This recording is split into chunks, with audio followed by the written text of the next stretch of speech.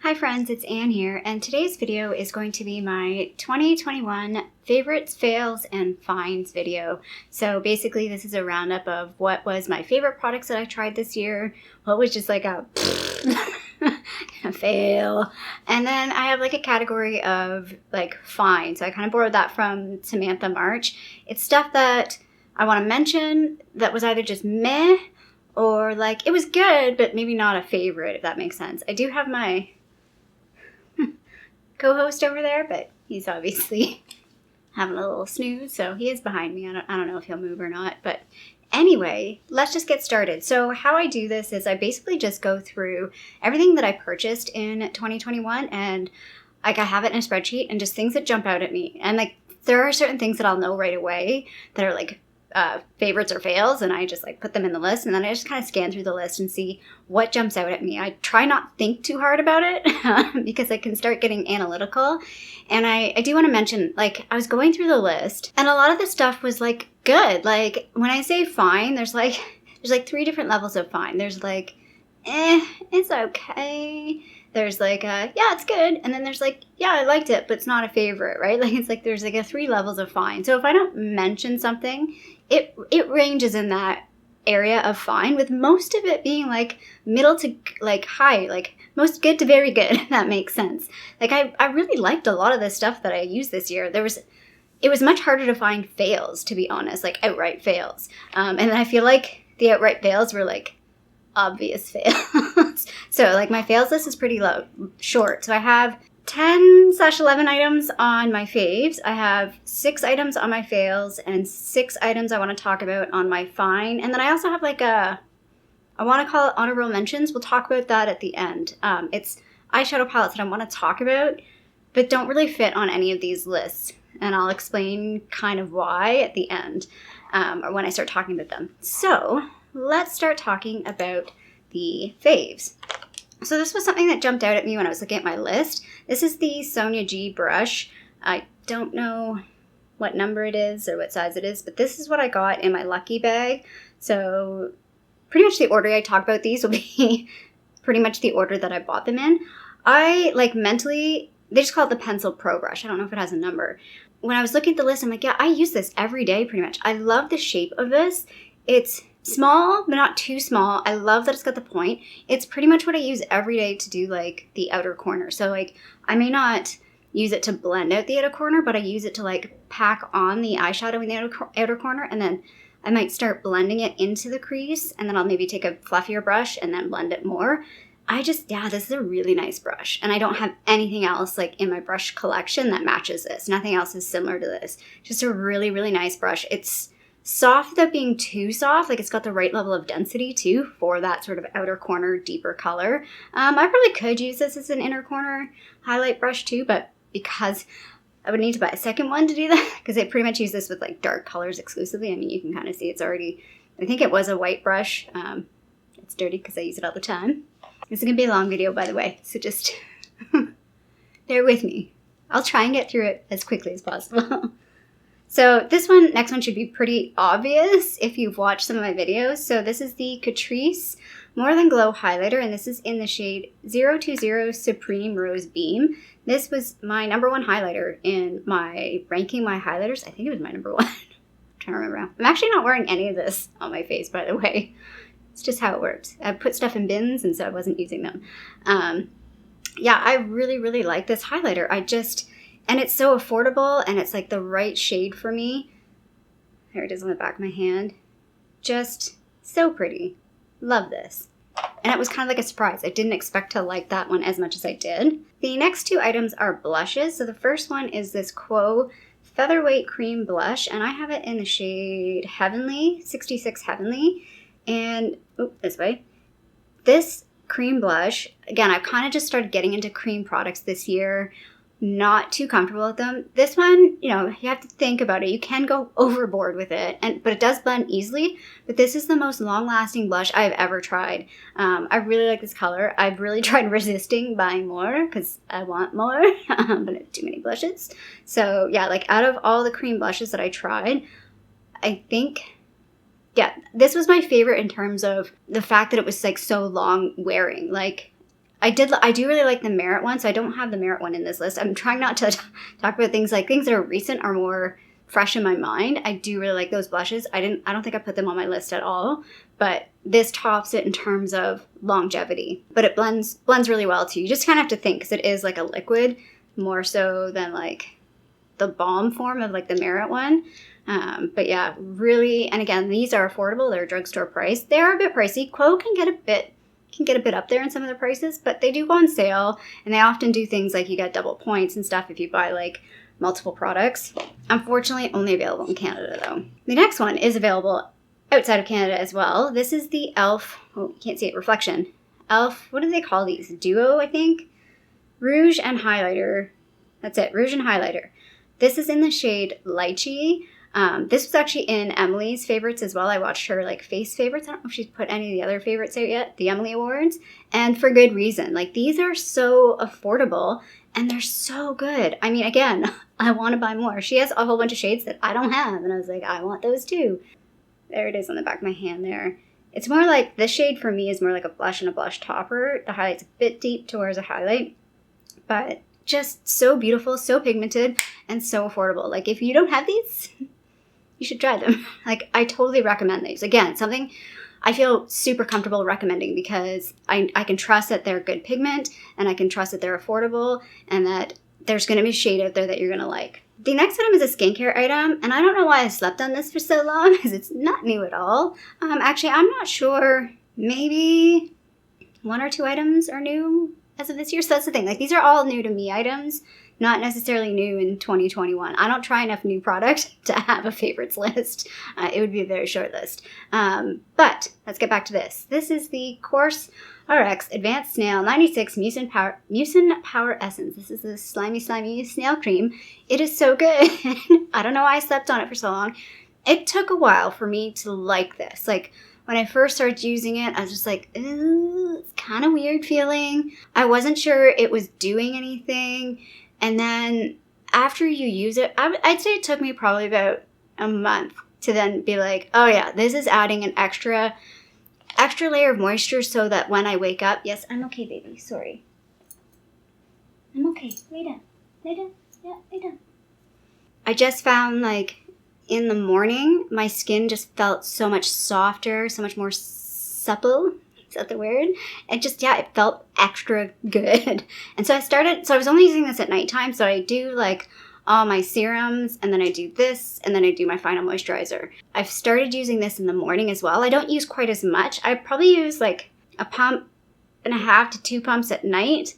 And then in the morning, I'm kind of using like a half to a pump in the morning. And yeah, this is good. If you have dry skin, very much recommend this. I don't know if you have oily skin. I don't know.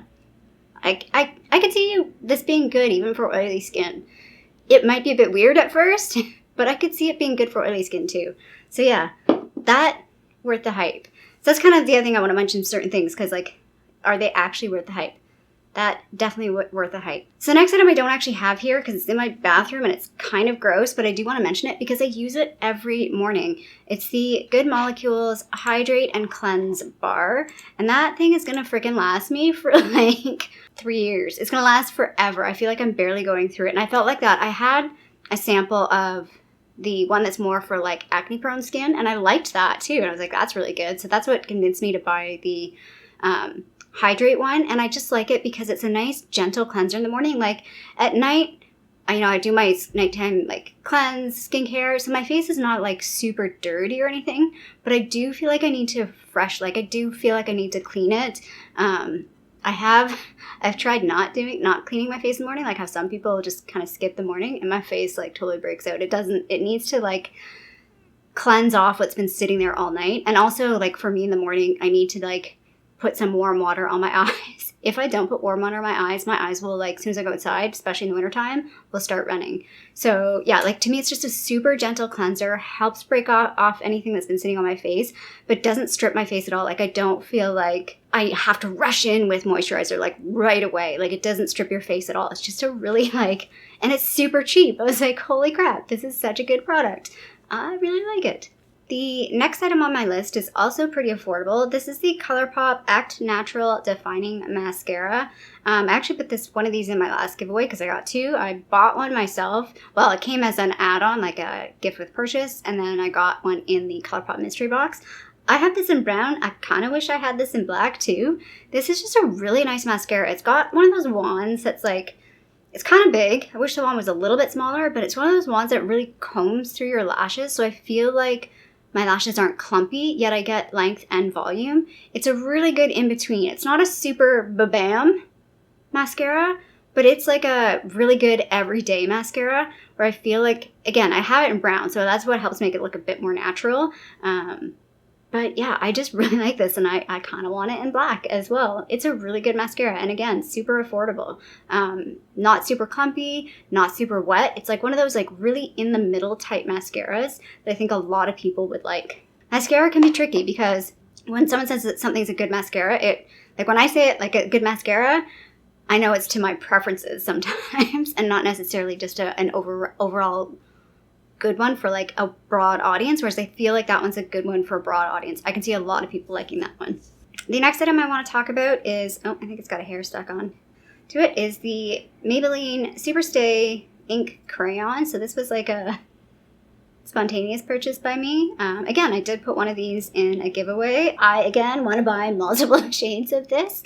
I think I like this more than the matte ink, and I really like the matte ink. Like the matte ink, you put that on and it stays on. This doesn't stay quite as long because it's a slightly different formula, but it's still long wearing and it's super comfortable. I have this in the shade, I have no idea. I have no idea what shade it is. Oh, there we are. Reach High. This was like a collection, so I found the shade kind of hard to find. It wasn't in some stores I was looking for it, but it's super natural, like everyday, my lips but better type color. Sometimes it looks a little bit more pale on my face, I feel like, than the swatch. But yeah, I really love this formula. It just goes on super well, stays pretty long. I'd be comfortable wearing this under a mask and not be worried about it moving around. Yeah, just top notch. Like, again, a lot of people were hyping these up, and I was like, oh, I want to buy them, but I have too many lip things. And I'm like, no, just buy one. I do say I want to get this in multiple shades, but I know I probably wouldn't like multiple shades. There's probably a handful of shades I might like maybe 2 or 3 others. But yeah, it is worth the hype. It's a really, really nice product. Speaking of lip products, the next lip product I have is the Merit Lip Oil. I talked about this in the Merit video. I don't have a whole lot of experience with lip oils. I've only tried 2 other ones. Actually, I have tried 3 other ones because I've tried the julep ones, but they went bad on me real quick. And I didn't really like those ones at all. But this is a really, really nice lip oil. Actually, I was just watching a video with Leora, and she was like decluttering her lip balms and stuff, and she had like 2 lip oils, and she's like, I'd be really interested in trying other lip oils. And I wanted to like shout through the camera, you should try these. So I think you'd like them. Yeah, this is a really nice product. Again, I want multiple shades in this. The only thing about this one is it is a little orangey on me. It's in the shade Act Natural. I wish it was a bit more browny. Hello. So you can even see it in the swatch there. It's a bit more bronzy orangey, but just it feels so nice on the lips. It's a product that I want to keep applying. So that's what I thought about when I think about favorites. What are products that, even though I've tried a crap load of stuff, like I was looking at my list and I'm like, oh my god, there's so many things I've tried, and that's what makes it hard to pick favorites because there's so much. I don't feel comfortable saying something's a favorite if I've only used it a couple times, but if it's something that I feel like out of all the crap I have, I keep reaching for it, I keep searching for it, even if I didn't pick it in my Shop My Stash, and this is one of those things. I keep kind of like pulling towards it, even though I have my lip project pan, and I'm like, no, you gotta finish stuff in your lip project pan, but I keep kind of reaching for this. Yeah, it's just a really nice product. My only concern is I think this is sort of like a clean beauty brand, so there's not going to be a whole lot of like preserving type products in here, or preserving type ingredients. So I'm concerned that it's going to go bad quickly. Like this might end up in a project pretty quickly just because I'm afraid of it going bad and not being able to use it. That's what happened with the julep lip oils. I didn't really like them when I first tried them, and then I just let them sit there and then they went bad. And so I had to throw them out, which is a shame. My last 2 products, I couldn't pick which one, and so this is why I'm putting them both together, and because they're similar but different. So they're both, again, mascaras. I had 3 mascaras in my favorites, which is very surprising because I tried a lot of mascaras this year. Like, I did a drugstore testing and I didn't like any of the ones, I don't think, in my drugstore testing. But these are the 2. They're actually very similarly packaged as well. This is the Merit. I forget the full name of this. It's like Perfect Black or something like that. And then, so it's called Clean Lash Lengthening, I think. And then this is the Heimish Dailyism Smudge Proof Mascara. They're both tubing mascaras. So that's why I kind of put them together, because this is the first time I've tried tubing mascaras, and it's like a whole new world to me. It's like, oh, this is really cool. But they are different. So I find the Heimish one a bit thicker in formula. So I like the way it looks in some respects, because I feel like I get like length and separation pretty quickly, and I can build this one a little bit. This one's a bit thinner. It's a much thinner formula, and it feels thinner. It's a much more natural look, but I feel like even if I were doing, I'm not wearing it today again, but if I were doing this kind of an eye look, I still feel like this would look pretty good with it, and it would also look good without any makeup on as well. Like, that's why I like this one. Like, when I'm feeling super lazy and I don't have much makeup on at all, but I want to put something on, I like to use this one. I will say, though, this one comes off easier, again, because it's probably thicker. So when the water, like, touches it, you have to use warm water, too. So you have to use warm water. You gotta massage it a little bit. This comes off like it's super, like, gummy almost. Like, it's like, oh, no, there's these little tubes coming off. This one's so thin that it almost sticks to lashes. Like, I was reading through the reviews on this. I was actually kind of reading through reviews just because I was trying to figure out how the review system worked on their website. Just saying, it seems a bit... Everything's very highly rated, so it's hard to find the low ratings and what people didn't like. And some people are like, oh, I can't get it off. It's, you know, nothing works to get this off. This does take a bit to get off because it's so thin. I feel like you get some of it off, but then the stuff that's like sort of at the bottom of your lash does take a bit of work to get this one off. It's a little harder to get off than this one because I think it's so fine and so thin that it just, yeah, you've got to like rub a little bit more, but they're both the same. Like, you just use warm water, and then you just sort of like, I just do this with my little lashes, and then it all just kind of comes off. It's so cool. Yeah, I really liked both of these, and I couldn't decide which one. They're the same but different, if that makes sense. Price point is way different. This is like 3 times more expensive than this one, but yeah, just hello tubing mascaras. Where have you been all my life? Okay, let's talk about fails next. We'll get the bad stuff out of the way, and then we'll move on to finds and honorable mentions. So the first fail, for me personally, is this. This is the Pure Cosmetics 3-dimensional fiber lash mascara. I tried this like as a first impressions in my last Get Ready With Me. I have tried it, I think, once since. I still struggle with this. I'm afraid to use it. I don't really like fiber mascaras. I feel like the little fibers are getting into my eyeballs and it's super uncomfortable. I feel like this is way too complex, like, for mascara. Like, it's too many steps. I don't like it. I don't like. That's all I'm gonna say about that. It's fine. Like, again, some people might like this. This is a personal preference in terms of, like, I don't like the 2 steps. It's too finicky. The fibers just scare me. So not a fan. I'm not 100% sure if I'm gonna keep trying to play with this or if I just like cut my losses. I hate just decluttering something after only using it a couple times. Like, it feels so wasteful to me. So I don't know, maybe I'll keep the regular mascara part and then get rid of the fiber part. I don't know, we'll see what we do with that. The next item I actually don't have here. I think I've already thrown it out, and it was just a small sample. It was the Glam Glow Super Toner. Again, some people could really love this. I could even see myself in a former life, you know, when I was younger, maybe liking this, but oh my god, I could not with this product. I finished it to finish it. I don't think it did anything for me, but it smelled like so strong of menthol, it felt like I was putting mouthwash on my face. Like, I like a fresh minty scent that's like wake you up kind of scent, but it was so strong that it felt like I was like, is this wrong? Is this a mouthwash? Like, what am I doing? Just was not good, and I don't think it really did anything for me. Again, it was just a small sample, so I only used it, like, I would take it home with me as like a toner when I was at home. So I sort of used it over a couple weeks for, like, you know, 4 or 5 days or a week or however long I was at home for. And yeah, no, it's no good. Next item. So I think I've talked about this in some other videos. I think that maybe in my purchasing video. This is the Becca Velvet Blurring Primer Perfecting Base. This is weird. Once you start reading, I should have read reviews on this before I bought it. It's getting better. I'm getting used to it, but it's super watery. Yeah, no. Yeah, I mean, I just like squirted. It doesn't, there's like sort of two components to it. There's like a watery component and a pigmented component, and they just don't mix very well. See if I can. And like the watery component is like oily. There we go. We're getting a bit of pigment there. So like, this is just going to run down my hand when I do this, but there we go. But it's, yeah, it's like, it feels kind of oily. I don't love it. I can work with it now, like now that I'm kind of getting used to the feeling of it. Some people might like it, like if you have, I mean, I have dry skin, but I just don't like super oily stuff. And this just feels a bit oily. Like even when it's dry, you still have that like dry oil feel. I don't know. I will try and finish this. This could be a product I'll use for a while, and then maybe I'll just like give it a rest. It'll probably maybe go before it's done. But this was a mistake. This was Becca's going out of business. Becca's super cheap at Marshalls and Winners. I'm gonna buy it because it's like 50% off because I never buy Becca because it's too expensive. Yeah, my panic early in the 2021s where I was panic buying Becca a little bit. I'm so glad I'm over that now. I hope.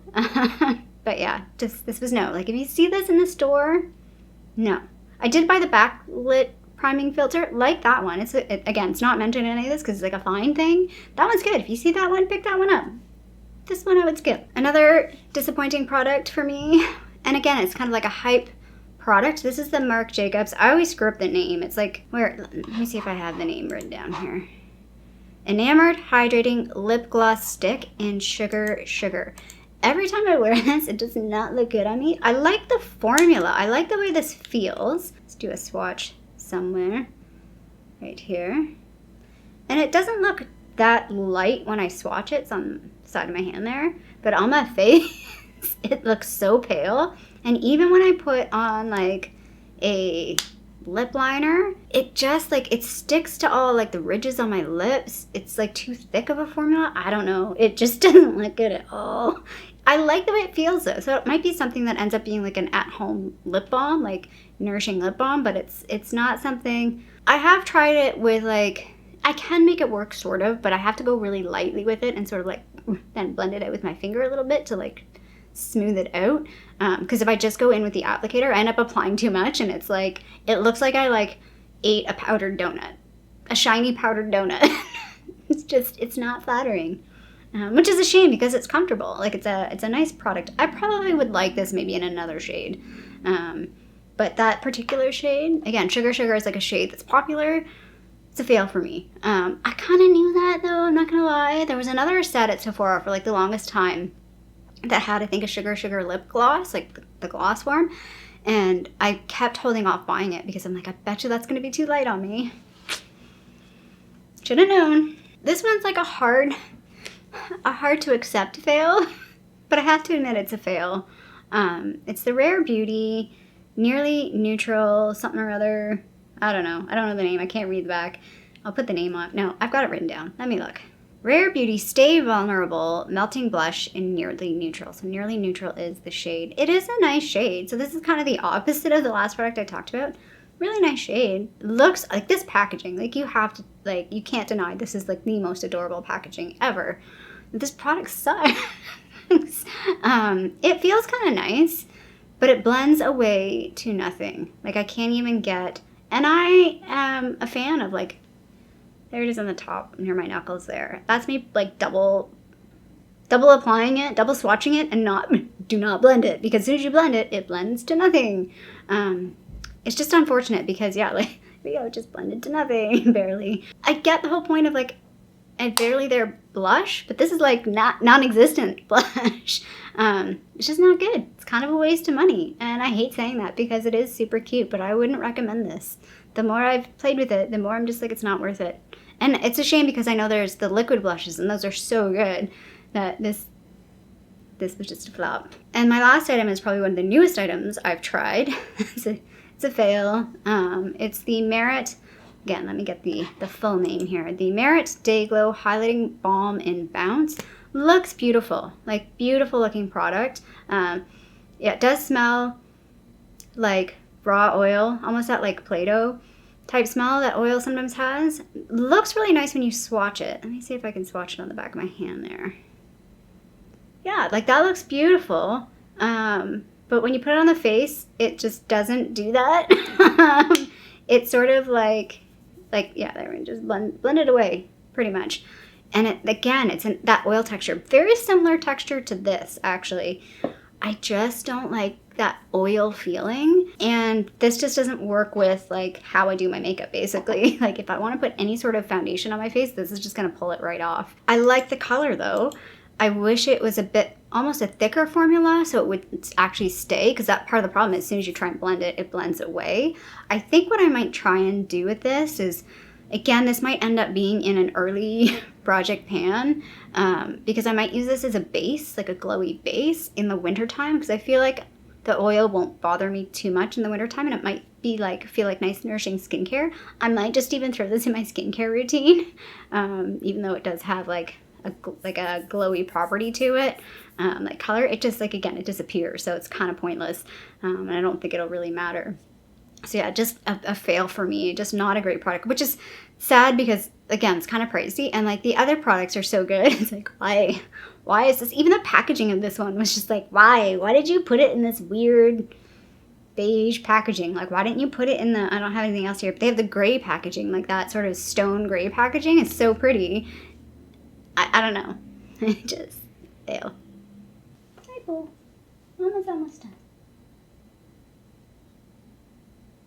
Okay, I have 6 items to talk about in my fine category, and the reason why I pulled these specific ones out, because I feel like they're like hyped products or like new-ish products, and I just wanted to mention them because to me they're just, most of them are just okay. There's one that was like borderline and a fave, and I couldn't put it in there for a specific reason. So let's get started. So my first fine is the Tower 28 Bronzino West Coast. I know a lot of people might put this in a fave. For me, it's just okay. Like, I like it, but do I want to use this every day? No. Like, to me, it has a specific case scenario that I would use it for. And I do find that sometimes it can look a little tricky on me because it does have that glow. There it is down on my wrist there. So it doesn't look good with all makeup looks either, right? I feel like it's more of like, to me, it's like a good summertime, no makeup type look. It's not suitable for every look. It's nice, but is it a favorite? No. This is, again, fairly similar in terms of it's nice, but is it a favorite? No. This is the Charlotte Tilbury Hollywood Flawless Filter. I have this in the shade 01, I think. I don't have a name anywhere on this. I'm pretty sure it's in the shade 1. Bought this in a mini. I'm kind of glad I got a mini. It's a nice product. It only works in certain scenarios. I'd only use this in certain scenarios. It's a really nice base, a nice thing to mix with other foundations. You can get a nice highlight on top. You got to be careful how you use it. I can see myself repurchasing this, to be honest. But again, is it a fave? Is it something that I want to reach for every day? Not right now. Like, this is a product I can see myself changing my mind. I'd be interested in putting this in a project pan to see how I would feel after using it, like, consecutively for, like, a bunch of days. But yeah, it's an okay product. Like, it's definitely, I still recommend, like, if you're curious about it, I would recommend trying it. The only people I think wouldn't like this is if you have oily skin. I think if you have oily skin, you're probably not gonna like this. This product was, like, borderline, this was on, like, the low end of the fines. This was borderline fail. But I didn't want to put it in all out fail, because it's not a full-on fail for me. This is the Anastasia Beverly Hills Brow Freeze Brow Styling Wax. So it just looks like a clear thing, and it looks kind of gross because I used quite a bit of it. It's supposed to be similar to using soap brows. So I've done soap brows before. I like the way soap brows look, but they don't last very long. So the reason why this is in the fine category and maybe a kind of fail is this gives you basically the same effect, and it doesn't last any longer. Like, it's not any better. So you might as well just use soap. Like, that's kind of my impression of this. Like, I wouldn't really recommend this, to be honest. If you got it on sale, maybe, but I just don't see, I would recommend getting the brow gel, like the one that's in, like, the mascara wand. That's a lot better. I like that a lot better. I know some people don't like it because it is a bit, I don't find it super, like, hard brows. Like, it does You can make it so it's not, your brows don't get too hard. But I think some people say that they don't like it because it does, you kind of feel it in your brows a little bit. But yeah, this just, it works, but it's not long lasting. Like, it's no better than using soap, if that makes sense. This one is like in the fine, high fine, well, maybe mid fine. This is the Colourpop Super Shock Cheek in Flexitarian. The reason why I'm talking about this is because it's okay. Like, it's gotten a lot of hype. I can see why people like it, but is it like earth shattering? No. It feels so cool though. It's got like this really wet feel. Losing spots to, can you see it? Yeah, there you go. It's the most awkward swatch. Let me swatch it on my wrist on the inside. Yeah, there, you can see it on my wrist. Like, again, I could see this working for a lot of skin tones. It does, though, like, again, it sometimes pulls glittery, metallic-y in a way that I don't love. So yeah, like, that's why it's a fine, because I just kind of want to say, like, it's not earth-shattering. They're affordable, though, like, especially when you get stuff on sale. Like, this is a nice one. I haven't tried, like, any other shades in this, but if you're looking for a shade, this is going to be, I guess that's probably what makes this, like, hyped up, because it's a fairly universally flattering shade. I think the only people this might not look great on is if you have super deep warm skin, because it might look too icy on your skin. I don't know if that swatch is even looking any better. Anyway, yeah, it's an okay product. I guess my expectations, because it's so hyped, my expectations were, when I did the like highlighter testing, that like this would be like close to the top, and it was like in the middle.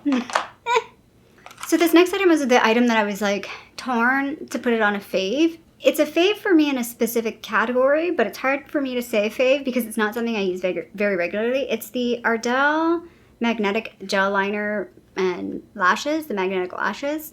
I got this at like Winners for like $12, $14. I think it retails for like $25, which is way too expensive. Oh, and this is like super squished. This is not looking good. Let me try and adjust these.